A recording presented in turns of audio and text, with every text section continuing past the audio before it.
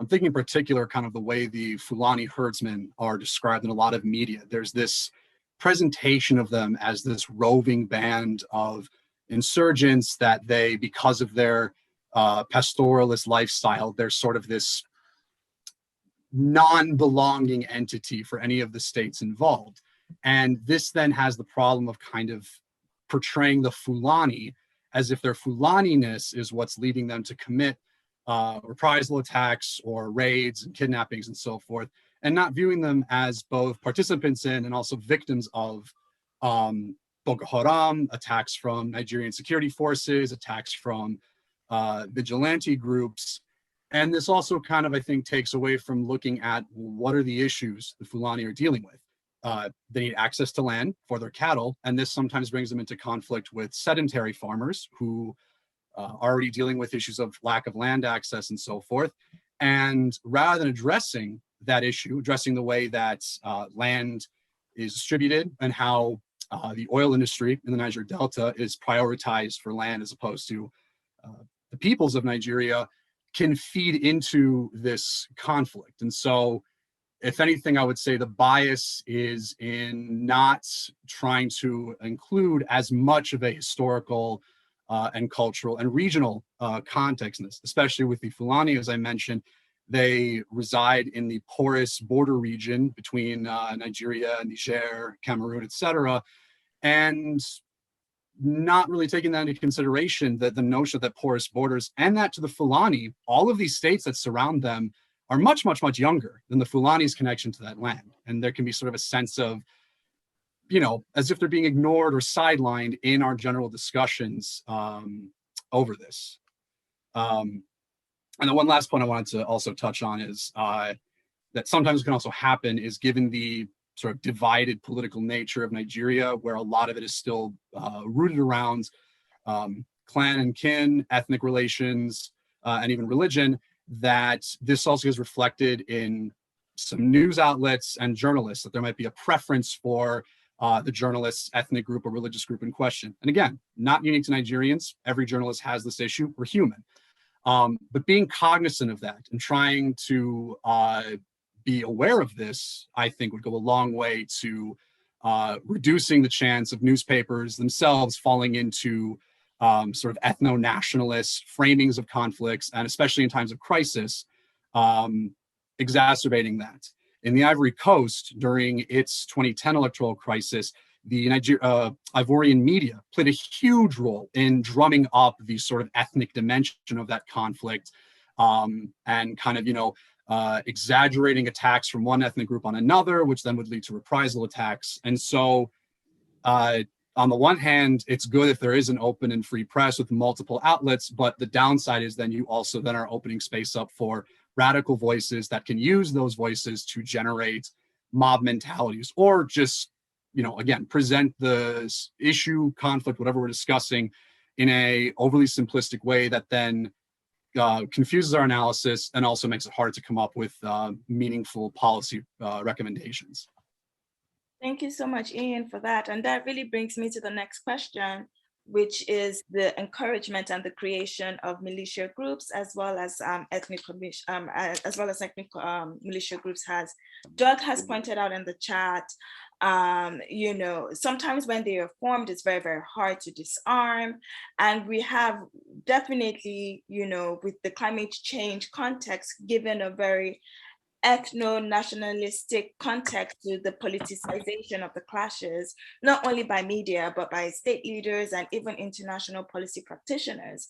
So I'm really, really wondering how it is possible for us to integrate, and this can go to Dr. Siegel, as well as Doug and Lawrence. I'm really very curious about the conversation that you're going to have about how do we really disarm a lot of these communal militias that are, you know, cropping and coming up. Do we integrate them into, you know, regional outfits? Do we integrate them into the military? Is there another way that we should be thinking about dealing with the climate context of the farmer pastoralist conflict? So, you know, I'm very, very curious about your thoughts about how to address this very serious issue. And I can start with Doug first. Hi, Jumo. Can you hear me okay? Okay. Hello, everyone. I'm an outsider. I've never been to Nigeria. I lived a couple of years in Iraq, and then I started writing about ISIS in Iraq and for a number of publications. Then I got interested in Nigeria about 2.5 years ago because I saw the same behaviors, the same criminal behaviors uh, being present that I saw in Iraq. So I look at ISIS and these and the ISWAP organizations through an economic lens. And what I would say is that the business model of ISIS and the business model of the Fulani militia are very similar, and they should be seen this way. I do not.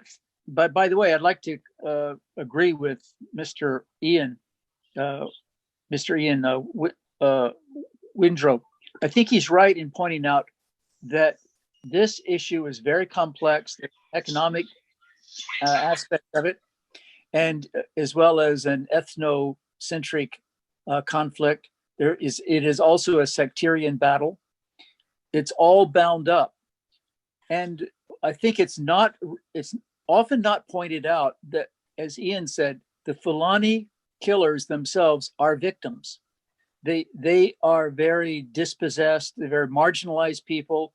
The federal government that monopolizes the resources of the whole country, and the nation's very wealthy, by the way, I think, as all of us know. The federal government has the resources to build schools for the rural dwelling herdsmen. They don't do it. They have the resources to create water treatment plants, clinics, sanitation facilities.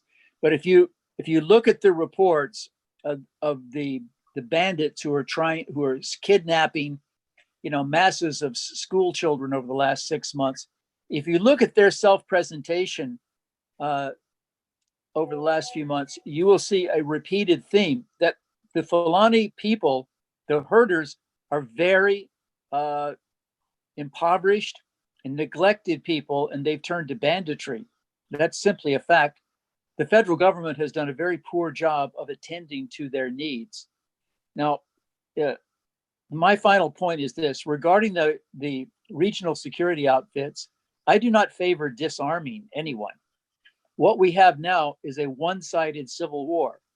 You have 3 insurgencies in Nigeria happening right now. One is jihadist, or ISIS, or Islamic province of Islamic State of West Africa.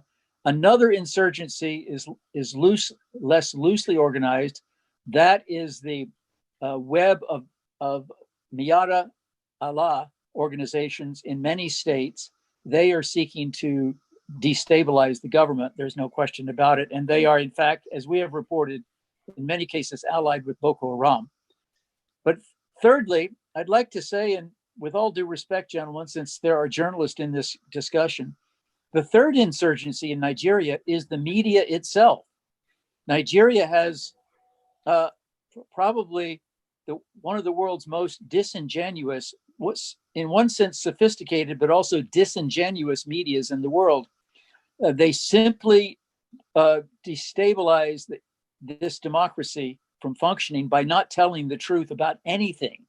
They don't tell the truth about the cause of conflict. They don't tell the facts that are on the ground. And in many cases, the journalists in Abuja and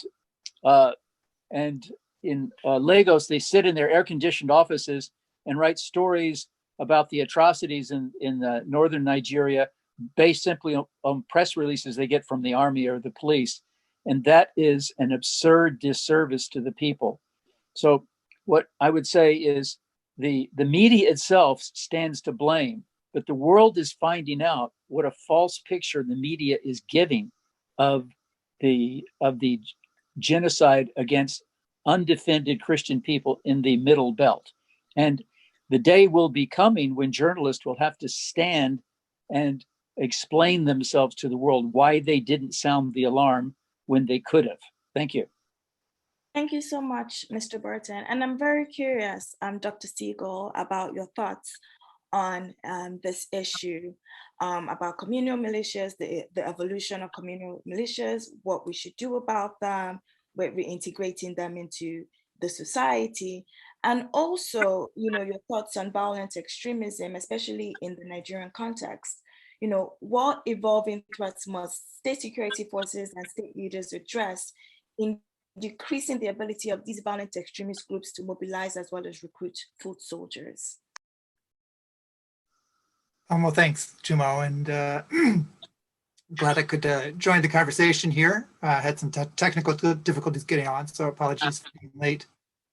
Well, you've asking a lot of complex questions, so I'll try to sort of break it up. But I think it's actually important when we're talking about Nigeria in particular, but other African countries facing some similar problems. We need to be clear there are multiple security issues happening, and there's a real risk of conflating them all into one. But in fact, each of these has some distinct origins and drivers. Often they're happening in different places, and so there needs to be a strategic assessment and response. So you're talking about intercommunal militias, and most analysis of these communal militias shows it's often there's a political dimension to them, that there are usually leaders who are using ethnicity to try to polarize communities and thereby advance some of their own interests, advance the use of violence, so they can pursue usually their political and financial interest. So we often frame these as ethnic conflicts, but ethnicity is being instrumentalized. And I think it's more important to look at what is actually the driver. What are the political interests? What are the financial interests that are behind these differences? You mentioned the militant Islamist activity. Yes, that's a big problem. There's lots we can say about that. I think with regard to the intercommunal dimensions, it's important to note that Boko Haram and ISWA have been trying to play up the intercommunal differences for this very reason. They're trying to create polarization. They're trying to recruit. And so I think we have to be careful about labeling an entire ethnic group as violent or as a threat. The Fulani have been pulled into this because it's been framed that way. That it's been framed that they're being marginalized, that they're being purposely exploited by the government, that the government is corrupt, that they'll never have rights and opportunities with the current government. And so they've been politicized and have been brought into this extremist conflict. So I think as we look at how do you respond, I think you need to separate these different dimensions. I think just briefly, and we can get into more if interested down the line here, but I think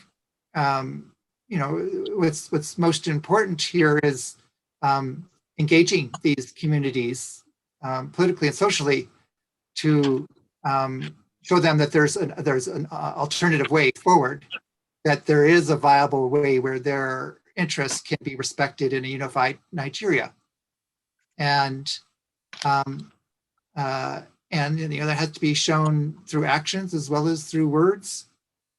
The issue has been swept up into this religious conflict. It's been swept up into the pastoralism conflict. It's not black and white. It's not an easy division. There are a lot of drivers, as I said, political, land pressure, population pressure that are behind this. And, by engaging these groups, you can, help look at what their interests are and find, political solutions to what's going on. Do you need a security presence? For sure. But how you respond with your security forces is going to have to be different for each of these groups. How you respond to the violent extremists is going to be different than what you're going to do with intercommunal conflict. And time and again, we've seen in Nigeria and elsewhere in Africa that the over response of security forces, the violation of human rights, the communal punishment of entire communities, this tends to exacerbate conflict and builds up more resentment and actually fuels the recruitment for some of these violent groups. So it isn't just a matter of using more force. It's about being smarter with how the responses unfold. Thank you so much, Dr. Siegel. And you make very, very good points about engaging local communities. And this brings me to my question for you, Dr. Yakubu. How can we engage local communities, especially given recent reports about, Abubakar Sheku's death by ISWAP? What are the implications of his death in Nigeria's fight against Boko Haram, particularly when we want to engage local communities? What sector do you believe reinforcements need to be provided to, and why? Will reinforcing one sector have a domino effect of success with others? And what's your own opinion on that?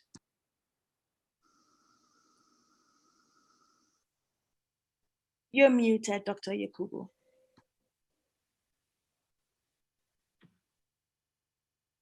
Okay, thank you very much for having me. And I'm glad to join the well-experienced panel of speakers. Before I go to your question, permit me to respond to some of the issues raised. Actually, like other speakers said, our major problem in Nigeria actually is the press. They have said it right, because in the discussion here, I can understand there's a lot of misinformation. And this information is coming from the press. And the press in Nigeria, because it is one-sided, it tends to portray, especially the northern Nigeria, in a bad light. Nothing good about the north. It is, if anything happens in the north, the way it will be presented, it will be very different from the way it will be presented in the south. And with that, I just read a response from, I think, Do, where he said the issue of IPOB. Issue is a very serious issue, and the criminality in Nigeria, I can tell you in the last 20 years, northern Nigeria is relatively calm and peaceful. And it just of recent that we are having these serious security challenges. Having said this, you can see that the challenge with the regional police is that the regional police force will definitely serve the purpose of some political interest. Nothing more. It has been said they don't even have these states, both in the north and the south. They can't even pay salary. How can they then pay the police, which is actually which requires funds, serious funds? So it calls to questions how the politicians intend to use the state or regional police. They will definitely use it against the opponents when it comes to election.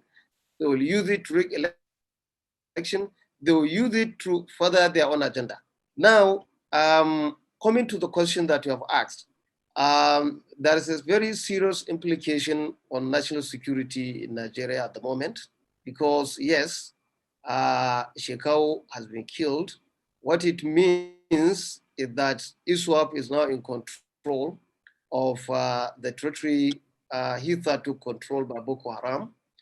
And we all know that the Sahel region especially in northern Mali, Niger, and so on, is controlled by the ISWAP. Now the ISWAP has now extended its control to, eastward.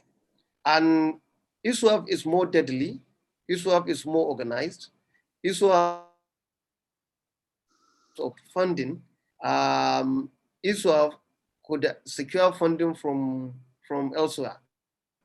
So it is actually a very serious force of destabilization in the whole West African sub-region. And if care is not taken, they will extend into Central Africa. I think here we need the government actually to think very fast on how to tackle the issue of ISWAP. Not only Nigerian government, but collectively the West African governments, because when ISWAP establishes itself in the north, definitely it will try to advance southwards, meaning that countries like Ghana, Burkina Faso, Benin, and Ivory Coast are not safe and secure. So I think there's very urgent need for regional action against ISWAP. And to that, it is my view that the collectively West African sub-region, including Central Africa, should all seek the help of our partners, our allies in the West, the United States, the United Kingdom, and co, in order to help us fight the terrorism that, if care is not taken, it will consume the whole West African sub-region. Today, I read that the president of Ghana raised an alarm that the West African countries should come together to fight terrorism. Otherwise, no meaningful development can take can take place in this region, because no investor will come to a region where insecurity is the order of the day. Engaging local communities, actually, it is very, very important, especially with regard to education. Education is key. Most of the Boko Haram fighters are not educated. They are not educated in any way.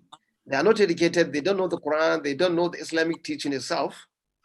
They don't know, because they know that Islam is a peaceful religion.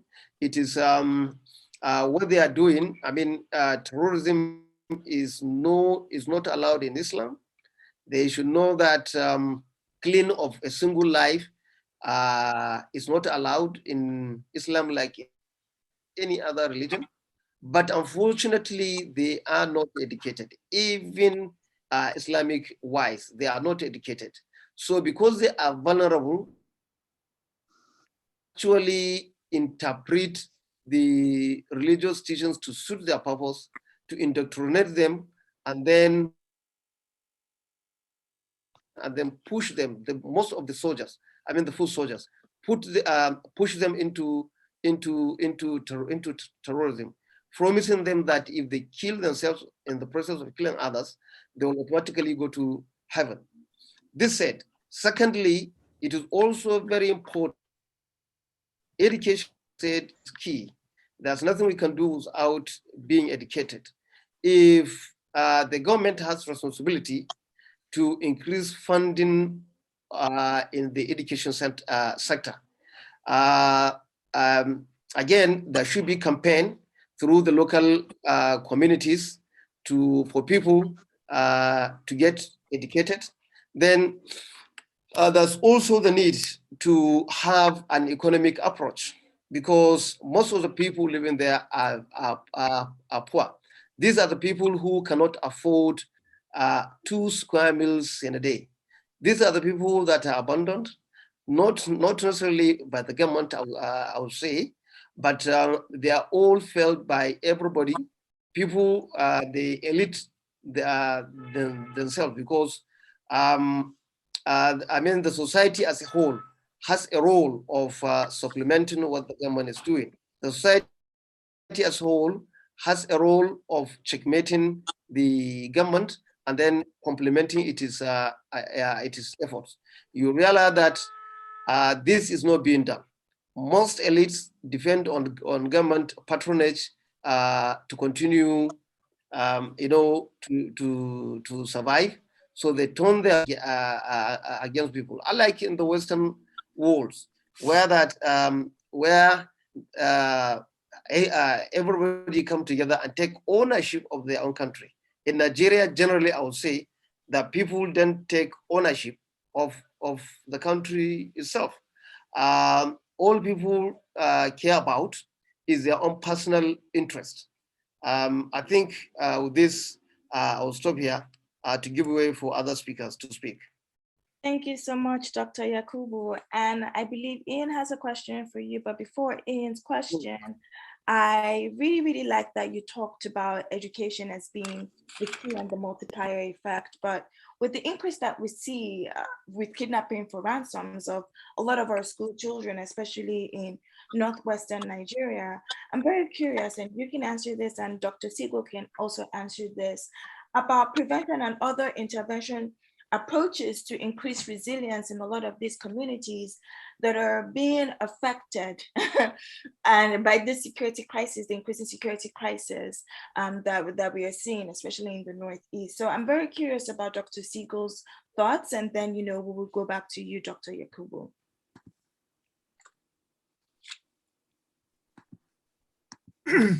Okay, thanks, Jumo. So yeah, building resilience in communities affected by the extremist violence.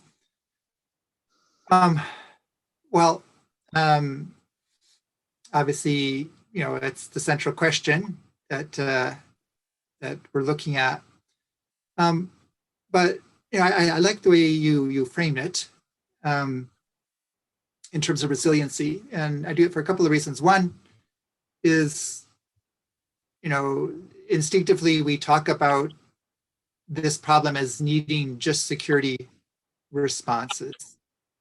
But when you look at the lessons of counterinsurgency operations globally since the end of World War II, there's some 60 different cases there. And RAND did a series of analyses, and they looked at the key factors that led to successful counterinsurgency.